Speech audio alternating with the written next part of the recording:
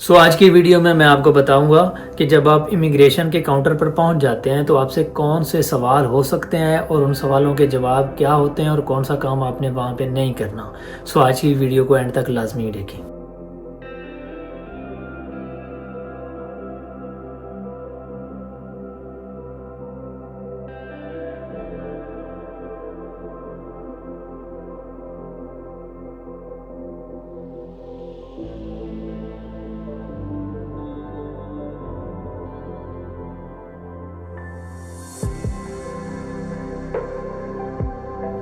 अगर आप पाकिस्तान से कोरिया विज़िट करना चाहते हैं और विज़िट वीज़ा के लिए अप्लाई करना चाहते हैं तो ये वीडियो आपके लिए है। इस वीडियो को ज़रूर एंड तक लाजमी देखें। अगर आपने इस वीडियो को एंड तक लाजमी देख लिया तो आई होप कि आपको एजेंट की ज़रूरत नहीं पड़ेगी।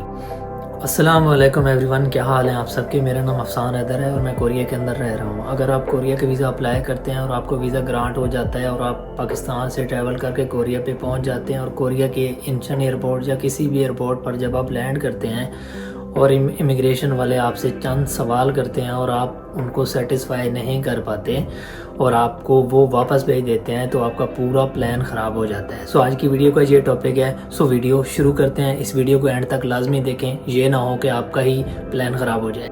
तो सबसे पहले मैं आपको ये बताता चलूँ कि जब आप इमिग्रेशन में पहुंच जाते हैं तो वहाँ पे कोई स्पेसिफिक रूम नहीं होता जहाँ पे आपका कोई इंटरव्यू होता है, बल्कि सिंपल सी बात होती है कि जब आप पासपोर्ट काउंटर पे पहुँचते हैं और काउंटर पे जाके अपना पासपोर्ट देते हैं और वो वहाँ जहाँ पे एंट्री की स्टैंप लगाते हैं तो वहाँ पे जो ऑफिसर बैठा होता है या फीमेल ऑफिसर बैठी होती हैं तो वो जो आपसे एक दो सवाल कर सकती हैं। ज़रूरी नहीं होता वो आपसे सवाल करें, कभी वो एक कर लेती हैं, कभी वो चार कर लेते हैं। डिपेंड अपॉन द आपके डॉक्यूमेंट्स। आपके डॉक्यूमेंट जितने स्ट्रॉन्ग होंगे, जितने अच्छे होंगे तो और सबसे मेन बात जो होती है आपका कॉन्फिडेंस जितना ज़्यादा अच्छा होगा उस पर डिपेंड करेगा कि आपका इंटरव्यू वो करेंगे या नहीं करेंगे। वो एक सवाल पूछेंगे या 5 सवाल पूछेंगे।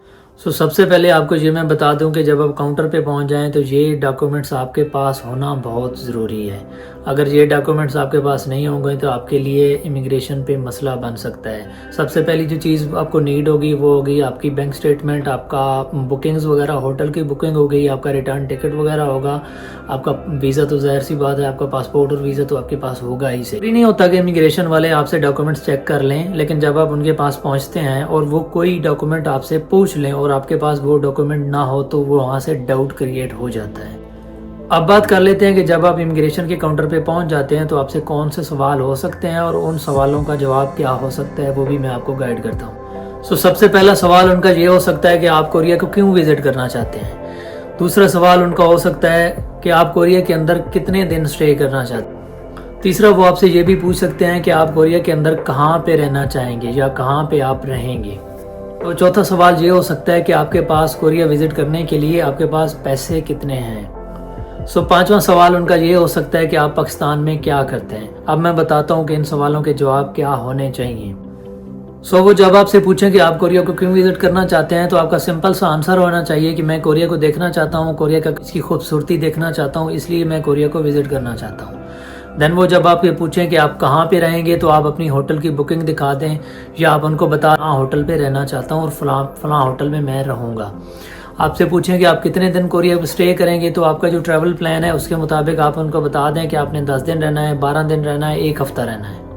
जब वो आपसे पूछें कि आपके पास फंड्स कितना है, आपके पास पैसे कितने हैं तो आप उनको बता दें कि मेरे पास इतने पैसे हैं और ये भी आप बता सकते हैं कि मेरे पास इंटरनेशनल डेबिट या क्रेडिट कार्ड भी है।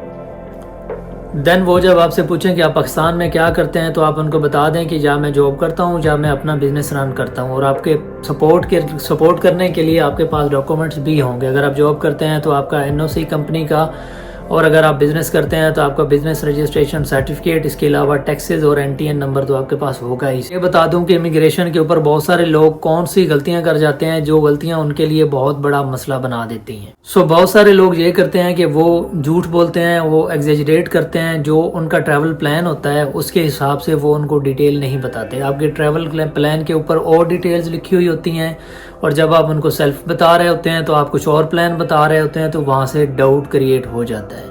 फिर दूसरी बात यह है कि बहुत सारे लोग ओवर कॉन्फिडेंट हो जाते हैं। ओवर कॉन्फिडेंट होने की वजह से वो ये करते हैं कि जो चीज़ उनसे पूछी नहीं जाती वो चीज़ वो बताना शुरू कर देते हैं और एक्स्ट्रा डिटेल्स बताना शुरू कर देते हैं।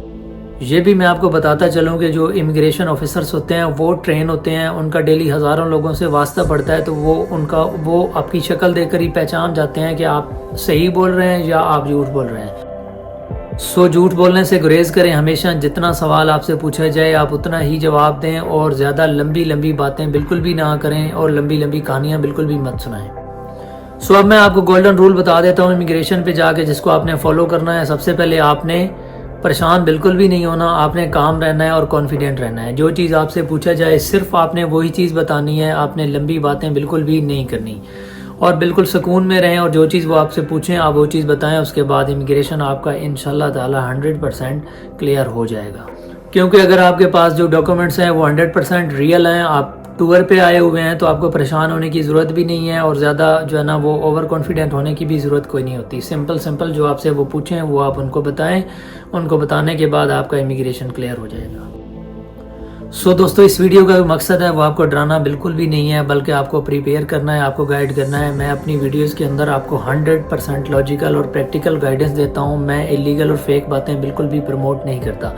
सो आई होप कि ये वीडियो आपको बहुत ज़्यादा पसंद आई होगी। अगर आपको ये वीडियो पसंद आए तो लाइक सब्सक्राइब करना ना भूलें। इस टॉपिक पे अगर आपको मज़ीद कुछ जानना है तो मेरी प्लेलिस्ट के अंदर जाएं, वहाँ पे आपको इस टॉपिक को पूरी तरह से मैंने कवर किया है, तो आपको बहुत सारी इन्फॉर्मेशन मिल जाएगी। सो मिलते हैं अगली वीडियो में। अपना बहुत सारा ख्याल रखें। अल्लाह हाफिज़।